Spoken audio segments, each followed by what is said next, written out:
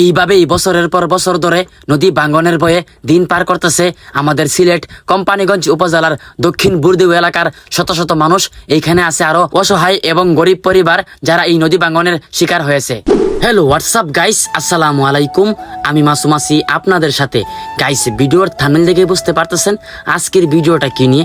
Guys, আমি আজকে আপনাদেরকে দেখাবো সিলেট জেলার কোম্পানিগঞ্জ উপজেলার ভিতরে এমন একটি গ্রাম বা এলাকা যেইখানের মানুষগুলা বছরের পর বছর ধরে এই নদী ভাঙ্গনের শিকার হইতেছে।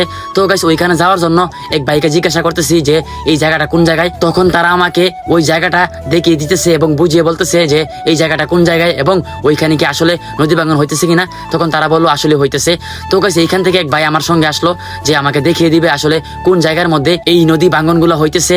এখন আস্তে আস্তে আমি ওই নদীর মধ্যে নামতেছি এবং দেখতেছি যে কোন জায়গার মধ্যে এই সমস্যাগুলো হইতেছে এবং কি কি হইতেছে। গাইস, ওনারা বলতেছে এইখানে নাকি আরো অনেক ফ্যামিলি থাকতো, কিন্তু এই নদী ভাঙ্গনের কারণে তারা সবাই এইখান থেকে চলে গেছে। আচ্ছা ভাই, আপনি তো এই এলাকার সন্তান, তাহলে আমি শুনলাম যে এখানে আসার পরে যে এইখানে নাকি একটা গোড়া ছিল যেটা নদী ভাঙ্গনে ভেঙে গেছে। এই বিষয়ে আপনি যদি কিছু বলতেন।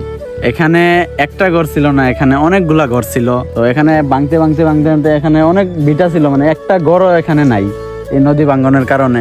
ওই যে আমাদের এলাকার চাঁদপুরে দেখছেন কত সুন্দর বস্তা দিয়ে অনেক সুন্দর ভাবে তারা দিছে।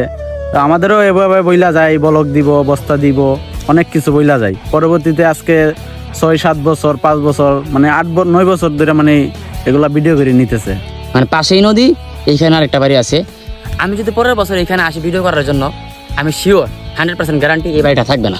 তারা এই গাছগুলো লাগাইছে এখানে যাতে করে নদী ভাঙনটা আটকায়।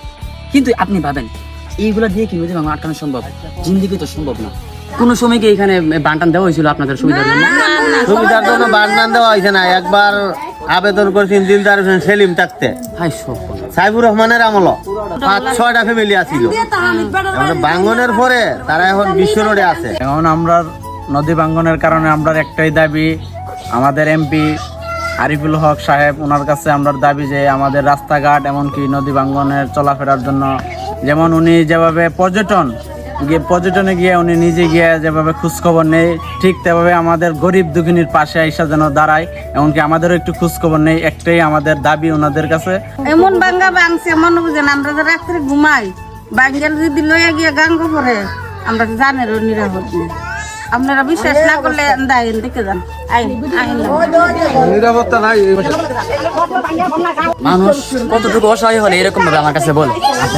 তোমরা তো আমার ছেলের মতো, জি জি জি জি, অসুবিধা নাই। কারণ ওই যে আমরা যে গোটটা যদি বাঙ্গাল আমরা যে ঘুমাই, অবশ্যই হাসা নিনা মিশা অবশ্যই হাসা, অবশ্যই হাসা। তোমরা না বিতে হামায় দেখো আমরা গোটটা কই আর আমরা ঘুমাই কই। কোসান আমরা যে ঘুমাইছি রাত গিয়া বাঙ্গাল পড়লে আমরা বাসমু।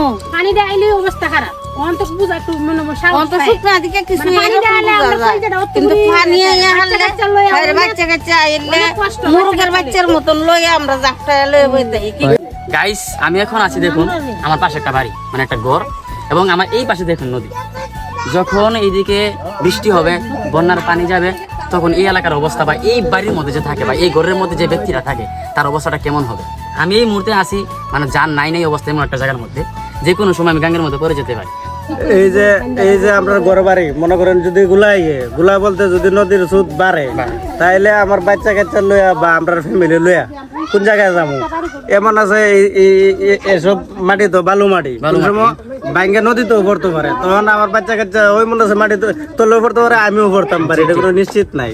তবে এই ব্যাপারে আমি সরকারের কাছে এটা সহযোগিতা চাই। আমরা অসহায় মানুষ, ঘর বাড়ি যদি আমরা যাই তো আমরা কই যাবো? আমরা তেমন তৌফিক নাই যে আমরা আরেকটা ঘর বানবো, এরকম তৌফিক আমরা নাই। আমি ওই এলাকার মেম্বার এবং চেয়ারম্যানদের দৃষ্টি আকর্ষণ করতেছি যে বন্যা আসার আগে ওই এলাকার জন্য যেন আপনারা কোনো কিছু করেন, না হলে তারা অনেক ক্ষতিগ্রস্ত হয়ে যাবে। এই এলাকার মানুষগুলা কতটুকু কষ্টের মধ্যে আছে, আশা করি এই ভিডিওগুলো দেখে আপনারা বুঝতে পারছেন।